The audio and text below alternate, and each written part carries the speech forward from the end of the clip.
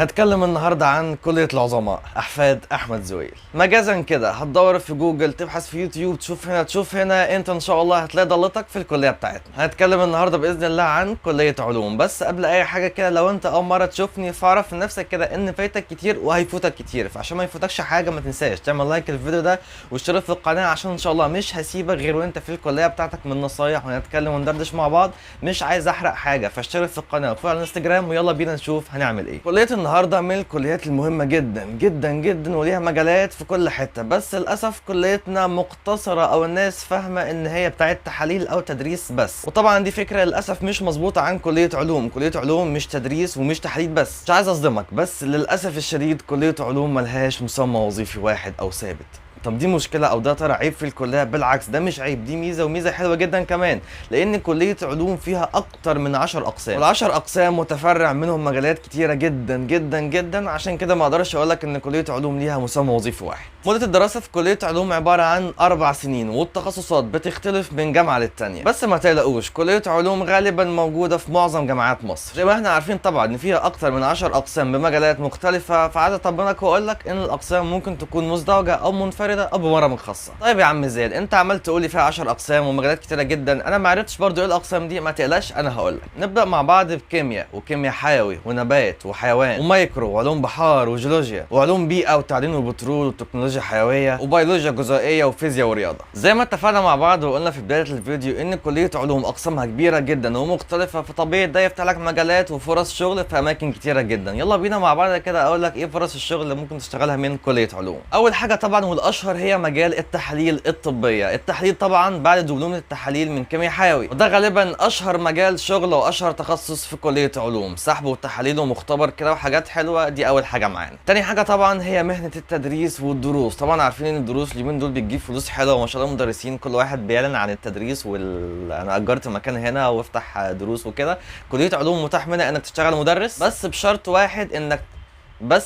واحد وبسنه واحده، انك تعمل سنه تربوي او تاخد سنه تربوي بعد كليه علوم. طبعا بيكون ليك الحق انك تدرس اي ماده انت تحب تدرسها من التخصصات بتاعتك، محدش يكلمك ربع كلمه. كده نكون اتكلمنا عن ابرز حاجتين، والاشاعات اللي طلع على كليه علوم ان هي تدريس وتحليل بس. هل هي كده بس؟ لا بالعكس، مش كده وبس، كمان تقدر تشتغل في الصحه والسلامه المهنيه، وكمان تشتغل في الطب الشرعي عن طريق بعض الدبلومات اللي بتقدمها بعض الجامعات المصريه. طبعا ممكن تشتغل مهندس كيميائي في مجال الاشعه. مش كده وبس، كمان ممكن تكون اخصائي تغذيه في الكواليتي كنترول، وكمان ممكن تشتغل في الطب النووي، وكلمه نووي في حد ذاتها اصلا دي عباره عن فلوس، وكمان اشتغل في البترول، وكمان صك العمله، دي العمله اللي هيتم صكها، مش دي الفلوس اللي هتجيلك من البترول. وكمان ممكن تشتغل في تنقيه الميه وتحليل التربه، صناعه الادويه، وصناعات تانيه كتير جدا زي صناعه الاصباغ. طبعا ما ينفعش ننسى مجال البيئه وحمايه التربه من التلوث، وشركات الكهرباء وشركات الميه. بصوا يا شباب، قولا واحدا كده، لو انا اتكلمت من هنا ل 50 فيديو جاي عن كليه علوم، الكليه ما شاء الله مجالاتها كبيره جدا وواسعه جدا، وفرصها في السفر كمان حلوه قوي. وطبعا فرص السفر بتكون متاحه لطالب كليه علوم علشان المجالات بتاعتها الكبيره جدا والاقسام المختلفه اللي احنا اتكلمنا عنها، طبيعي يكون في فرص سفر لطالب كليه علوم. نيجي بقى للتنسيق والدرجات والمجموع. عايز اقول لك ان كليه علوم بتاخد من طلاب علم علوم وعلم رياضه، والكليه غالبا متوفره في معظم جامعات مصر. مش عايز اعمم واقول كل، بس موجوده في معظم جامعات مصر، وان شاء الله موجوده في جامعتك او في محافظتك. طبعا دي في حد ذاتها ميزه حلوه جدا، انك مش هتتغرب وتروح محافظه ثانيه ومدينه جامعيه وتعيش بعيد عن اهلك. تنسيق كليه علوم سنه 2022 كان غالبا في حوالي 81% لطلاب علم علوم،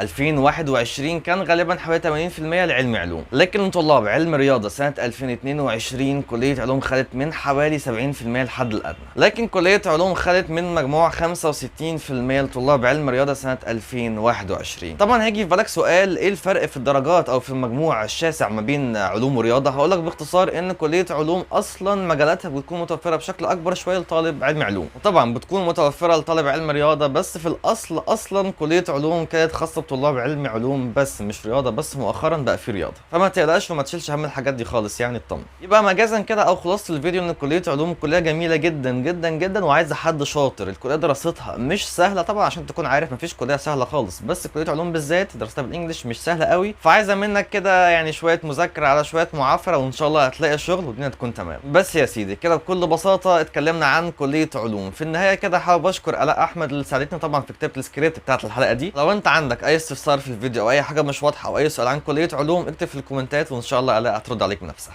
بس كده فيديو النهارده خلص، يا رب تكونوا استفدتوا من الفيديو بتاعنا النهارده. اكتبوا في الكومنتات حابين نتكلم المره اللي جايه عن كليه ايه. طبعا ما تنساش اهم حاجه تعمل لايك للفيديو ده واشترك في القناه، اهم حاجه عشان نوصل مع بعض خلاص ل 100,000 مشترك. وفعلا انستجرام كان معاكم اخوكم طبعا زياد الحصري، وشكرا.